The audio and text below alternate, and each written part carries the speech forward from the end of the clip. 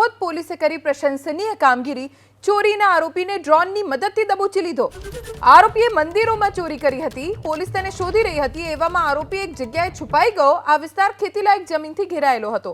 આરોપી ભાગી જાય તેવી શક્યતા હોવાથી પોલીસે ડ્રોનની મદદ લીધી અને આરોપીને પકડી લીધો। દાહોદ પોલીસની કામગીરીની ગૃહ રાજ્યમંત્રી હર્ષ સંઘવીએ પ્રશંસા કરી અને સોશિયલ મીડિયા પ્લેટફોર્મ એક્સ પર પોસ્ટ કરી દાહોદ પોલીસને અભિનંદન પાઠવ્યા। દાહોદથી સમાચાર। પોલીસે ડ્રોનની મદદથી લાખોની કિંમતનું ગાંજાનું વાવેતર ઝડપી લીધું છે। સાગટાળાના નાડાતોડ ગામેથી લાખો રૂપિયાનો ગાંજાનો જથ્થો ઝડપાયો છે। ડ્રોનની મદદથી પોલીસે 79 લાખથી વધુની કિંમતના ગાંજાના 455 છોડ જપ્ત કર્યા।